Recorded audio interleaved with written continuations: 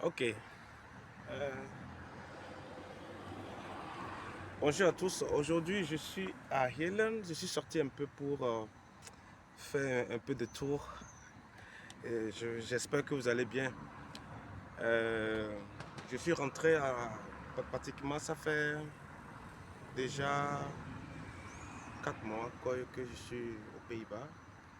Et je vois qu'il y a plein de choses qui sont changées. Et par exemple, du côté administratif, même si vous êtes néerlandais ou soit étranger, les choses deviennent un peu plus compliquées, complexes. Mais ce n'est pas dans la négation que nous allons voir ça. Parce que dans un pays, je me souviens dans le temps, il y avait beaucoup d'étrangers. euh, Ces étrangers souvent ont des aptitudes envers le pays même. C'est-à-dire, quand un étranger vient dans, dans votre pays, l'étranger impose maintenant sa loi de son pays. Ensuite, après avoir aidé l'étranger à s'installer, l'étranger s'impose toujours avec euh, les lois qui sont là dans le pays, les lois qui doivent être suivre respectueusement. Donc, ils s'imposent avec leur propre loi de chez eux. Donc, du coup, le système néerlandais n'est plus comme avant où on vous attribue directement euh, euh, la nationalité ou bien cas de séjour, etc. Les Blancs ont compris aujourd'hui que la nationalité pour les étrangers, ils ont fait du business avec. Donc aujourd'hui, moi je suis contre ça parce que si on vient dans un pays qui t'accueille, d'abord il faut intégrer il faut intégrer dans la culture du pays, il faut comprendre tes droits, il faut savoir ce que tu ne dois pas faire et il faut suivre les règles qu'on te dit. Si on vous dit de faire une déclaration annuelle chaque année, mais il faut le faire. Mais dans cette déclaration aussi, il y a des gens qui font des fausses déclarations. Et je connais pas mal et je sais comment ça fonctionne. Surtout les étrangers du nord de l'Afrique, la plupart sont ici. Et je crois que le système actuel, il est en train de centraliser toutes les données, que ce soit du côté UVV, que ce soit du côté...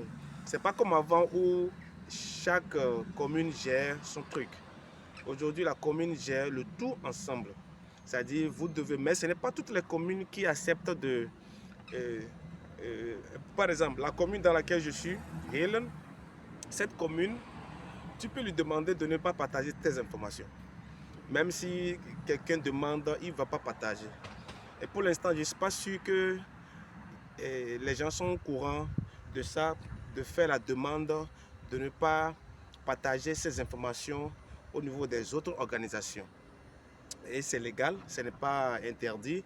Tu as le droit de dire non, je ne veux pas qu'on partage mes informations, à moins que la mairie donne ces informations.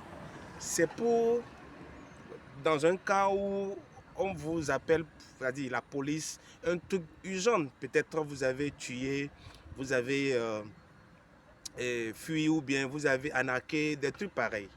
Donc si vous n'êtes pas dans ce secteur-là et que quand même vous voulez protéger votre identité, donc si vous habitez à Healing, vous pouvez faire ça en ligne. Mais si vous habitez dans une autre ville, il faut essayer de voir si cette ville-là accepte que vous-même, vous pouvez faire cette demande parce que la demande se fait en ligne. Il suffit de vous connecter sur votre DigiD et puis vous validez, vous consultez les informations qui sont sur vous. Et si c'est correct, mais vous validez et puis la mairie ne va jamais donner accès à vos informations personnelles à une autre institution de l'État. C'est que quand un étranger vient, par exemple, aux Pays-Bas, je rencontre ce que j'avais déjà vu quand j'avais 11 ans, hein, parce que moi je suis rentré au pays à l'âge de 11 ans aux Pays-Bas. Donc je suis en train de vous faire un résumé de ce que j'avais vu avec ce que j'ai vu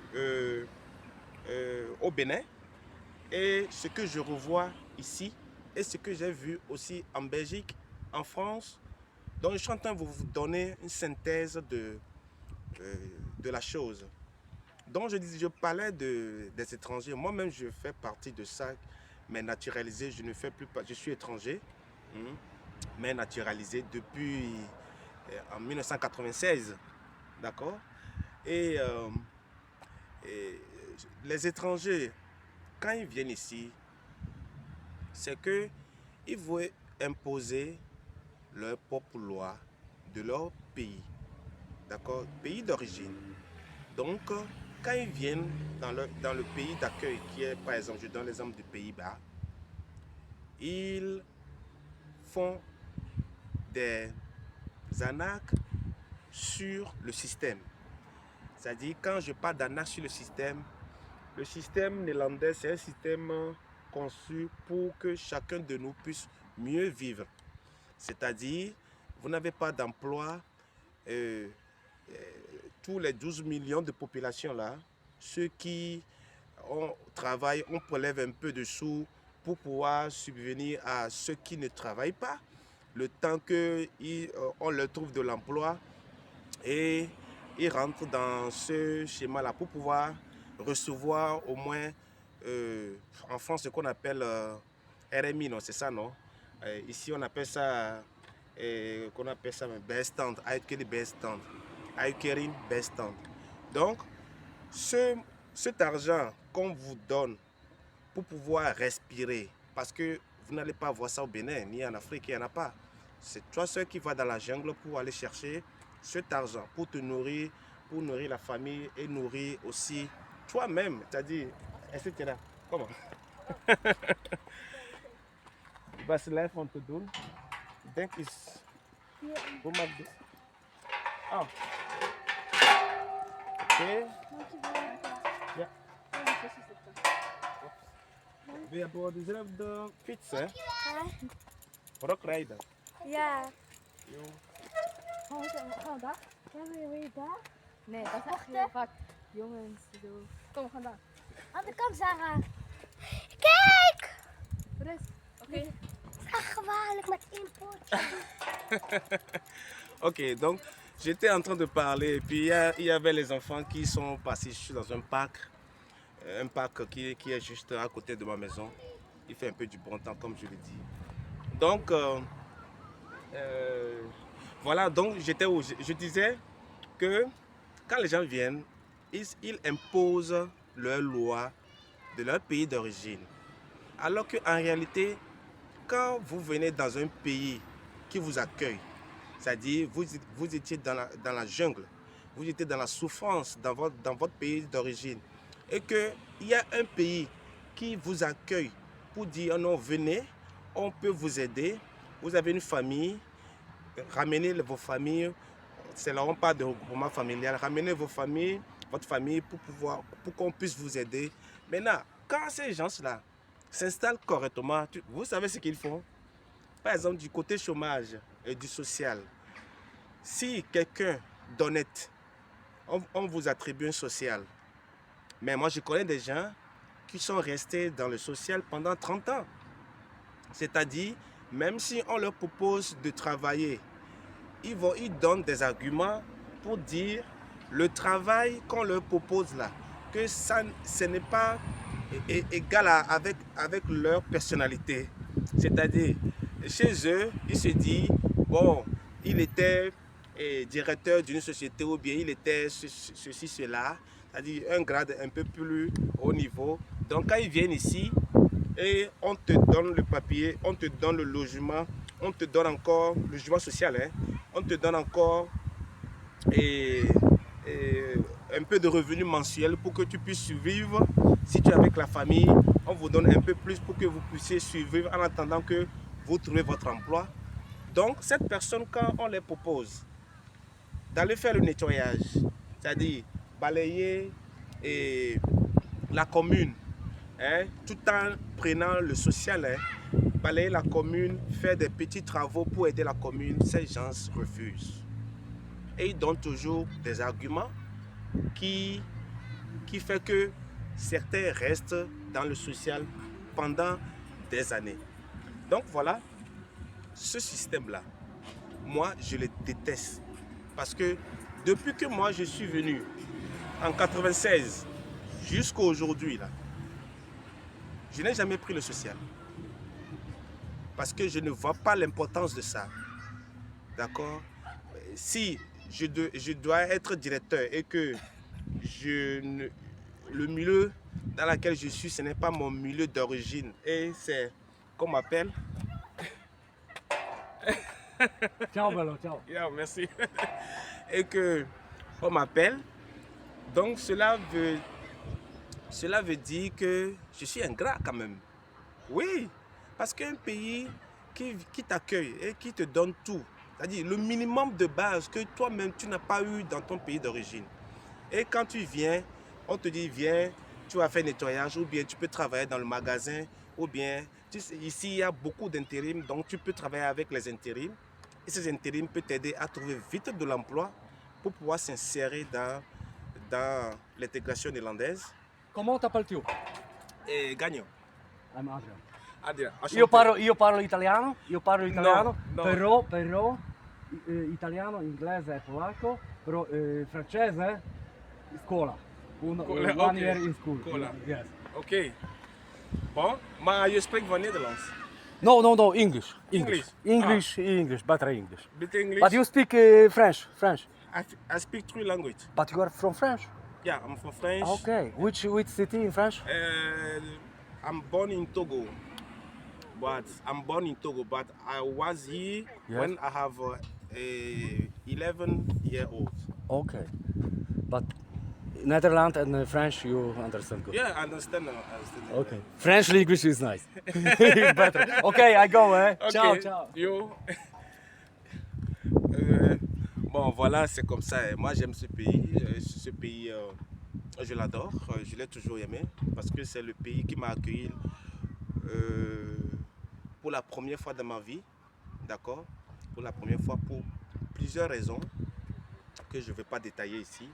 Mais je vous donne juste certains éléments pour ceux qui regardent ces vidéos de comprendre que quand un pays d'accueil vous accueille là, hein, quand vous quittez votre pays d'origine et un pays d'accueil vous accueille, s'il vous plaît, ne manipulez pas le système. Soyez véridique, soyez franc envers vous-même et aussi essayez de participer, d'intégrer la culture. Parce que même quand les Blancs viennent chez nous, ils essaient d'intégrer la culture. D'accord? Ils vont au niveau des cultures. Quand je parle de culture, souvent c'est les trucs culturels, vaudou, des trucs pareils. Vous voyez? Mais nous, quand on vient, il faut intégrer. Parce que vous n'êtes pas venu pour juste piller les sous. Si vous quittez, vous prenez 4 millions pour pouvoir faire vos visas, tout ça, et venir ici, rester dans l'Asie, tout ça, c'est que vous avez le papier, mais contribuez activement au pays. Parce que c'est ça qui est votre valeur. Sans ça, vous n'avez pas de valeur. Soit vous êtes juste des arnaqueurs qui viennent piller des États européens. D'accord? Je sais que certains vont me dire que les Blancs aussi nous ont pillés dans le passé. Moi, je vais juste expliquer à ces gens-là que le passé, c'est le passé. Toi, qu'est-ce que toi tu peux faire? Donc ce que tu peux faire, c'est de voler. Si ce que tu peux faire, c'est de voler, donc cela veut dire que tu n'es pas venu pour un changement, mais plutôt tu es venu pour déséquilibrer le système. Parce que chaque étranger qui vient ici et qui font des choses malsaines et qui sont contre la loi, fait de telle sorte que, et ça fait que l'État même renforce encore la sécurité des gens qui sont innocents dans le système et qui travaillent. Vous voyez, donc ça joue un impact sur les autres qui font par exemple des demandes de visa ou bien les demandes de carte de séjour ou bien la demande de nationalité. Donc toutes ces choses-là qui arrivent aujourd'hui, parce que moi j'ai vu aujourd'hui que c'est compliqué. C'est compliqué. Surtout aux Pays-Bas là que je connais un peu modéré avant là. Maintenant c'est strict. Ça, tout ça là, c'est à cause de ces fléaux-là, des étrangers, les comportements que les étrangers font dans leur pays. Preuve, des années passées, il y avait beaucoup d'attaques terroristes, des trucs pareils. C'est imaginable. C'est imaginable. Donc, je comprends très bien. Je sais que certains ne seront pas d'accord à cette version de mes propos, mais je tente juste de leur dire que, en toute franchise, normalement, quand un pays d'accueil vous accueille, il faut l'intégrer pleinement. Il faut montrer ta motivation pour que toi, étant qu'étranger, on te met à l'écart du groupe qu'on considère comme étranger et malsain. C'est ce que je veux faire partager. Donc, voilà, je suis arrivé à cette vidéo parce que, bon, l'inspiration c'est venu tout seul. Je n'ai pas programmé cette vidéo. Je n'ai pas fait un planning. Et je pense vous faire des vidéos comme ça. Plus simple, plus courtois, plus direct. C'est comme si je suis à côté de vous, on est en train d'échanger. Donc voilà, il va faire quelques mois que je ne fais plus de vidéos. C'est parce que je travaille du lundi au vendredi et les week-ends, je les réserve pour moi-même.